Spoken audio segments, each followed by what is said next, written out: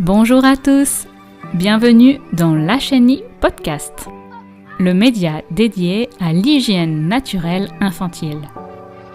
Ici, nous parlons de ce sujet à travers le témoignage de parents, mais aussi de professionnels. Ce podcast est né suite à la publication d'un livre intitulé « Le bonheur d'accompagner bébé, hygiène naturelle infantile ». Il s'agit d'un guide illustré pour vous accompagner dans la pratique de la chenille dès la naissance de bébé. Retrouvez ce podcast ainsi que ce livre sur le site internet kealira.com. L'introduction étant faite, je laisse la place à notre invité. Bonjour Hélène. J'ai le plaisir de t'accueillir aujourd'hui dans ce podcast, d'autant plus que tu as participé à l'écriture du livre. Tu as fait un partage dedans où tu racontes ton expérience de la chenille avec tes 2 enfants qui sont maintenant ados. Du coup, c'était important de te laisser la place dans ce podcast, ouais. Puisque on va pouvoir complémenter ce partage plus détaillé qui est dans le livre, où là, c'est vraiment comment tu vivais la chenille au quotidien. La première question que j'ai envie de te poser, c'est pourquoi tu as voulu commencer la chenille ? C'était quoi le sens qu'il y avait derrière ? C'était être en lien, mais aussi ça m'a surprise que cette pratique ne soit pas connue en fait du grand public. Et je le dis que je l'ai connue à travers un livre qui abordait tout ce qui était en lien avec le maternage. Et il y avait ce petit passage et ça m'a interpellée parce que moi-même j'ai des photos enfants où je suis sur, bébé tout petit, toute petite, même pas 1 an, où je suis sur un pot. Donc j'ai fait plein de liens aussi avec ce que j'ai pu voir, mais ce qu'on ne m'a pas raconté en fait, parce que je ne sais pas réellement comment moi j'ai acquis la propreté entre guillemets. Et du coup, quand j'ai découvert ça dans ce livre, j'ai eu envie d'essayer, et il y avait la curiosité et aussi le fait d'être en lien avec mon bébé quoi. Et de respecter le fait qu'il soit aussi dans une couche propre, qu'il soit respecté dans son être en fait. Quand t'as pratiqué la chenille, c'était il y a maintenant 10 ans 16 ans. 16 ans. Oh là, ça passe vite. Oui, parce que c'était avec mon fils et il a 16 ans. Donc ça fait 16 ans, depuis t'as travaillé dans le milieu de l'enfance avec différentes casquettes. Ouais. Donc t'as fait quoi, juste pour nous résumer J'ai été animatrice socioculturelle, c'est plus un contexte autre, c'est un peu plus approfondi dans l'accompagnement des petits. Ensuite j'ai été auxiliaire de puériculture en crèche, et ensuite j'ai été maman. Voilà. Et après je me suis arrêtée 7 ans de travailler et je suis devenue assistante maternelle pour aussi pouvoir être proche de mes enfants et avoir une liberté aussi d'accueillir le nombre d'enfants que je voulais, parce qu'en crèche ça saturait aussi un peu.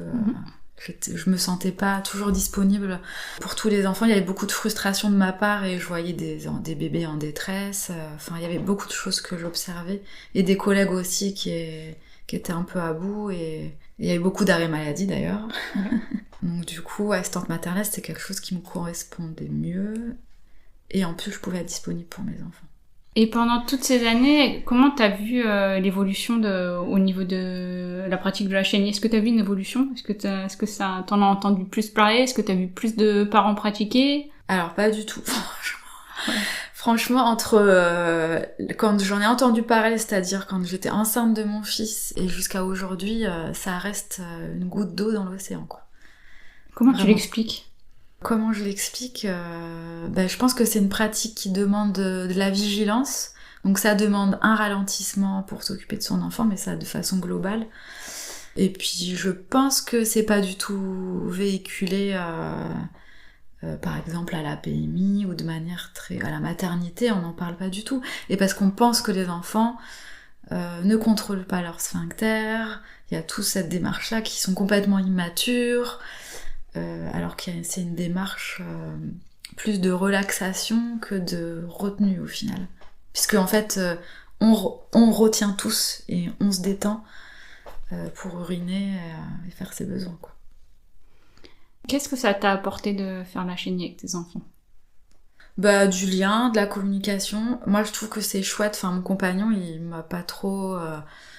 ça lui parlait pas trop, on va dire, voilà. Donc il l'a fait un peu par hasard, mais je trouve que quand les pères ou les ou même les grands-mères, enfin tous ceux qui sont proches des enfants, ils peuvent participer à cette pratique en fait. Ils peuvent communiquer, ils peuvent aider, ils peuvent... Enfin donc c'est plutôt chouette et englobant en fait. Il y a une compétence qui se développe et je trouve que c'est chouette pour tout le monde en fait, pour les bébés et pour ça crée une dynamique collective en fait. Enfin ça pourrait. Oui. Mais c'est souvent les mères qui sont initiatrices et les pères franchement ils suivent souvent le moule ou pas. Enfin le move ou pas. Oui. Pas le moule. C'est un lapsus. Parce que j'aimerais que ça soit un moule. Quel levier on pourrait actionner pour qu'on en parle plus, pour que ça soit peut-être plus accessible? Moi, je pense que déjà, écrire des livres, c'est quelque chose qui donne une accessibilité. Créer des podcasts, c'est donner une accessibilité.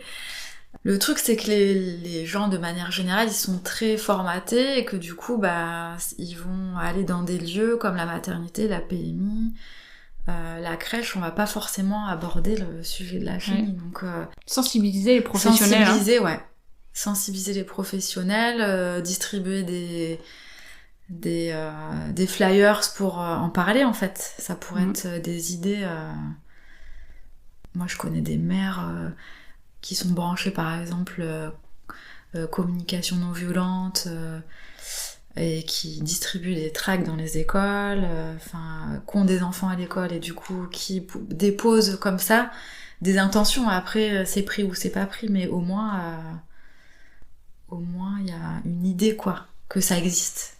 Parce que je pense qu'il y a des parents vraiment qui savent, la plupart ils ne savent pas que ça existe en fait. Donc c'est par ignorance que c'est pas pratiqué en fait. Et pas par manque de volonté, quoi.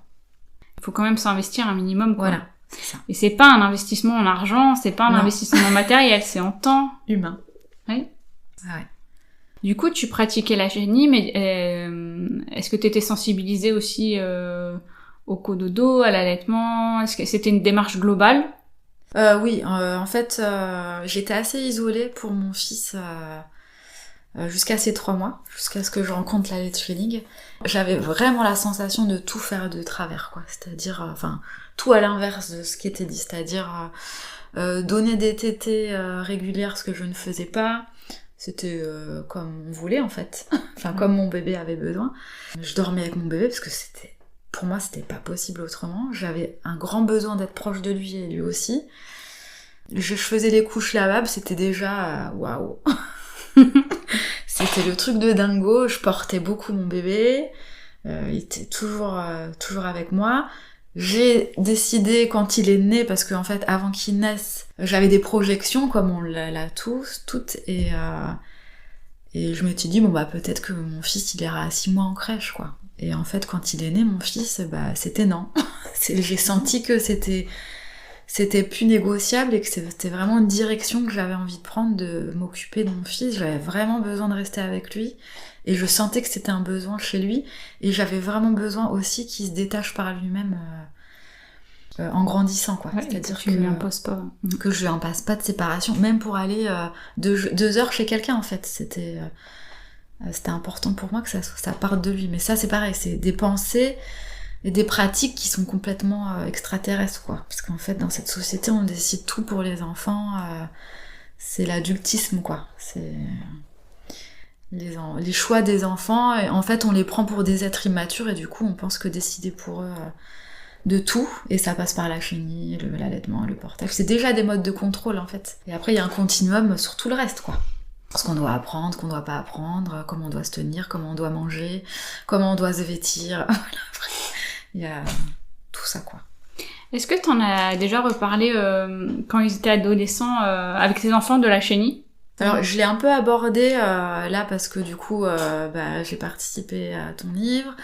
Là, je leur ai dit, je vais chez Juliette, elle va m'interviewer sur la chenille. Mais ils sont pas très... ouais, c'est encore un truc de maman, quoi. Enfin, c'est un peu... en fait, je pense que c'est quelque chose il s'est passé ça, en fait, mais ils sont pas forcément touchés par... Okay. Mais je pense que tout comme l'allaitement, tu vois, c'est pas quelque chose... Enfin, ma fille, une fois, elle m'a dit... Il y a quelques années, moi, l'allaitement, c'était le meilleur truc de ma vie, quoi. Donc, et pourtant, elle est pas du tout dans une expression comme ça de je t'aime. Enfin, elle me l'a dit longtemps, mais c'était à ce moment-là, j'avais été surprise qu'elle me dise cette phrase parce qu'elle était pas dans une phase très câline ou très proche, quoi. Non, je pense que eux ils l'ont vécu. Puis moi, je vais pas insister, si tu veux. On l'a fait. J'ai allaité, je fais la chenille, je l'ai porté. Ils me voient aussi dans mon métier d'assistante maternelle porter tout ça. Mais pour eux, je pense que c'est normal. C'est normal. C'est normal, ouais. Ouais. Et est-ce que t'as vu quand tes enfants ont commencé à grandir, est-ce que t'as vu une différence entre tes enfants et d'autres enfants où là c'était peut-être un peu plus classique, quoi, les couches, le biberon.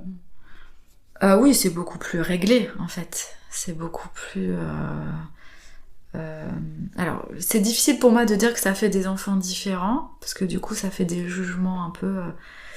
Mais je trouve que mes enfants ont développé une sensibilité particulière. Ils s'acclimatent pas comme un enfant qui a été très tôt mis en crèche, tout ça. Enfin, il y a tout un déroulé, en fait. Donc ça a créé je trouve une certaine sensibilité. Après, je pense que j'ai encore besoin de recul. Même s'ils ont 16 ans et 13 ans, je pense que je peux pas encore tout identifier. Chaque enfant est différent. Et puis à partir du moment où ils sortent du foyer, ils s'imprègnent aussi d'autres choses. Donc c'est difficile de savoir ce qui a joué et ce qui a pas joué. Et puis après, il y a leur tempérament, ce qu'ils ont envie de devenir, par quoi ils sont influencés. Mais oui, alors petit, oui, bien sûr que c'est rien à voir. Quand on est en maternage très proche comme ça, c'est vraiment différent. C'est-à-dire que moi, mes bébés, si je les posais et que je sortais, ils hurlaient, quoi. Voilà, s'ils connaissaient pas l'endroit, s'ils étaient pas sécures. Après, je parle de bébés petits, mais par exemple, à 1 an, s'ils étaient figés sur un objet et que je m'éloignais un peu, enfin figés, ils étaient intéressés par un objet ou un jouet, des fois, voilà, ils étaient pris dans leur truc, donc ils voyaient pas forcément que je m'éloignais, mais ça, j'ai vu des différences, en fait, de la manière dont on accompagne les enfants et de leur réaction, en fait. Mais globalement, les parents, ils sont plus intéressés par des enfants qui vont pas pleurer parce que le parent s'éloigne que l'inverse, alors que moi, c'était un signal que c'était pas possible pour lui, pour le moment, enfin pour eux, et qu'après, ça le sera. Donc mes ados ne dorment plus avec moi, ne veulent plus de moi, ne sont plus allaités. La chenille se débrouille, hein. Ils font pipi depuis bien longtemps et caca comme ils veulent. Ils se promenaient aussi souvent tout nus tout le temps, ils sont devenus très pudiques, donc et ça s'est fait progressivement aussi. Et d'ailleurs, moi, je respecte aussi le fait qu'ils soient pudiques. J'ai tendance à pas me promener non plus toute nue, parce que je sais qu'ils sont gênés, donc c'est pareil, on respecte... la nudité de chacun. Mais ils auraient pu être... Il y en a qui sont pas du tout gênés par la nudité, par exemple. Je connais des adolescents ou des adultes pas du tout gênés. Donc en fait, c'est... Mais comme quoi, c'est pas forcément un déroulé. C'est pas parce qu'on laisse nos enfants nus qu'ils vont pas l'être. Alors est-ce que c'est par conditionnement, par code je ne sais pas. S'il y a des choses que tu pouvais changer dans ton expérience de chenille que t'as eue, est-ce qu'il y a des choses que t'améliorerais ou des choses... Ouais. Commencer plutôt pour mon fils, me lancer au lieu d'attendre de voir Mélissa qui est devenue une amie après et qui t'a inspiré, qui m'a le fait de voir en vrai, ça m'a tout de suite impacté, quoi. Et ça m'a aidé en fait à me lancer. Mais oui, si j'avais su, je me serais lancée beaucoup plus tôt. Mais pour moi déjà, j'étais une warrior de faire lavable, allaitement, tout ça, même si c'était naturel, c'était déjà tellement à l'encontre, la chenille, c'était un autre degré. Donc je sais pas si toute seule, en fin de compte, je sais pas en fait comment ça aurait évolué sans cette rencontre. Je sais pas du tout. Quel conseil tu donnerais à des parents qui aimeraient bien tenter la chenille mais qui ont justement pas forcément beaucoup de temps ou... Souvent quand j'en parle, pour pas effrayer, parce que c'est vrai que ça demande une vigilance supplémentaire. Et c'est vrai que dans notre société qui va à 10 000 à l'heure, en fait, ça déconnecte de tout ça, en fait. C'est difficile et ce que je peux comprendre. Souvent, ce que je dis, c'est que Sur des situations très concrètes de réveil, de sieste, de nuit, c'est là où c'est le plus facile. Donc même si on maintient ça, du coup on maintient une communication. Du coup, c'est de la chénie en fait. Alors on pourrait dire, comme l'allaitement mixte, c'est du chénie mixte, c'est-à-dire couche. Et puis quand on peut et quand on a envie, on propose à l'enfant. Donc concrètement, mettre la couche autant qu'on veut, et puis dès qu'on a envie de l'enlever pour tester. Les moments stratégiques, pour moi, c'est les réveils de sieste et le matin. Réveil de sieste et le matin. Ouais. Est-ce qu'il y a d'autres points que tu veux aborder sur la chénie ? Avec la chénie, je trouve qu'on peut être vite dans l'échec quand on n'attrape pas suffisamment de pipi et de caca, on se dit mince, je vais mal communiquer. Et je pense que justement, il faut faire tout l'inverse, faut pas se prendre la tête. C'est pas parce qu'il y a un pipi ou un caca par terre que c'est un manque de communication. Et puis même si c'est un manque de communication, c'est pas grave, parce que l'intention, elle est là de garder la communication avec son bébé. Et en fait, c'est ça qui fait que le bébé, après, très vite, il va finir par communiquer. Et puis, il va avoir cette habitude aussi de faire pipi en dehors d'une couche. Ou dans un pot, au-dessus d'un lavabo, au-dessus d'un évier, au-dessus de l'herbe. Voilà. Je réfléchis s'il y a d'autres choses qu'on pourrait aborder. Si t'as d'autres points. Ouais. Oui, en fait, il y a par rapport à mon métier, par exemple, d'assistante maternelle, c'est des choses que je mets pas en place parce que, la chénie, je le mets pas en place avec les enfants que j'accueille si les parents ne le font pas. Donc du coup, ça m'est jamais arrivé que j'accueille un bébé en achénie. Ok. Tu le demandes aux parents quand même ? Tu demandes s'ils connaissent la chénie, si... J'en parle de façon assez informelle, si tu veux. Ok. Ouais, je leur communique pas parce qu'en fait, j'ai l'impression qu'il y aurait pas des jugements envers moi, mais qui se sentent incompétents aussi. Ok. Donc des fois, c'est un peu délicat pour moi d'en parler, parce que je pense que je peux être maladroite aussi, en parler comme quelque chose qu'il faut faire. Parce que moi, j'ai quand même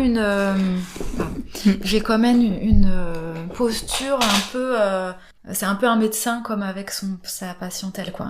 Une assistante maternelle avec les parents. Que tu peux dire a du poids. Ouais, ça a du poids et du coup, j'ai pas envie de faire d'abus de pouvoir ou qu'ils se sentent mal parce qu'ils font pas la chénie. Donc des fois, ça arrive dans la discussion de manière informelle, mais je vais pas en parler forcément et faire la propagande de la chénie, même si je trouve que c'est une super cause et que c'est important d'en parler. Je sais que j'ai tenté de proposer aux enfants de faire pipi par exemple, mais je tiens pas dans le temps parce que en fait il y a pas de suivi à la maison, du coup ça me motive pas en fait. Mais par contre je communique beaucoup avec les enfants sur leur besoin d'éliminer, mais avec la couche, quoi, c'est-à-dire là je vois que t'as fait pipi, parce que en fait quand ils font caca, pipi, en fait ils se mettent dans des positions, ils se mettent dans des stops où ils restent comme ça, où ils vont jouer et on voit qu'il y a un arrêt, où ils vont s'isoler dans une pièce. Il y a plein de signes, et du coup, soit je les laisse, quand ils s'isolent, je vais pas dire tu fais caca,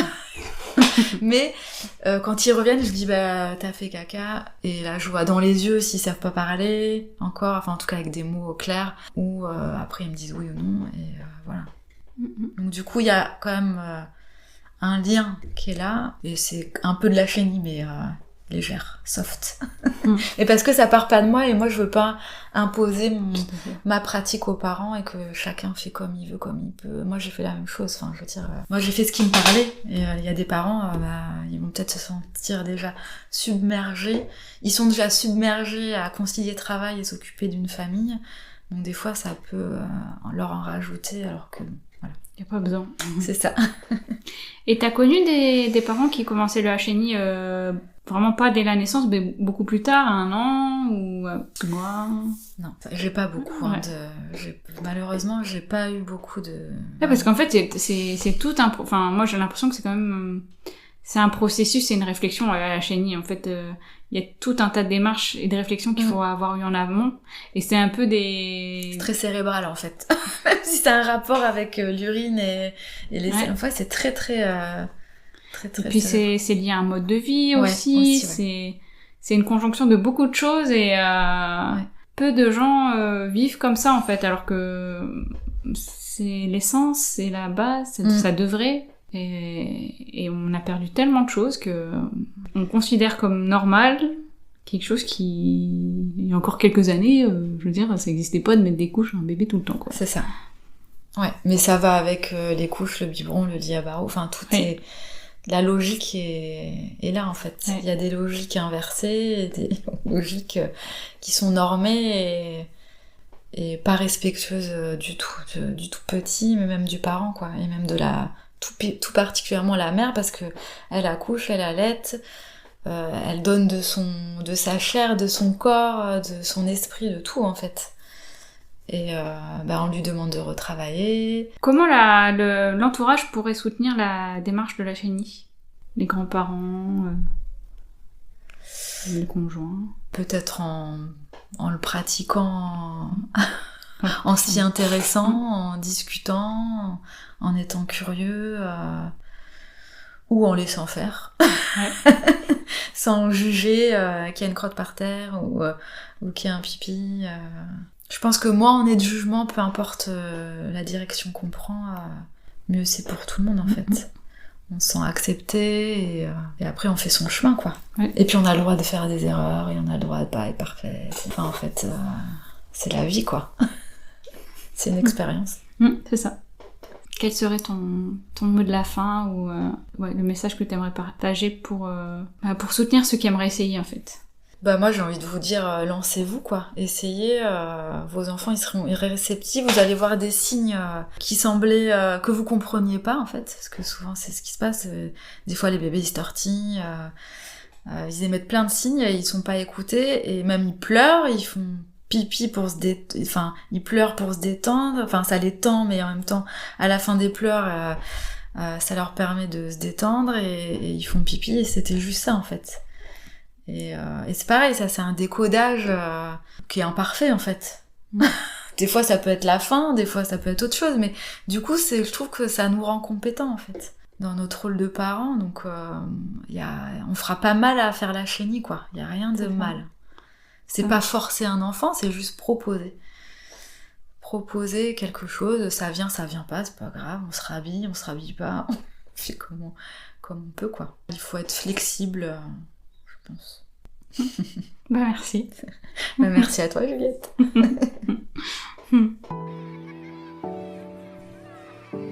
Si vous avez aimé ce podcast, n'hésitez pas à le faire vivre en le commentant et en le partageant autour de vous. Merci pour votre écoute et au plaisir d'échanger, de partager et pourquoi pas de se rencontrer autour du sujet de l'hygiène naturelle infantile.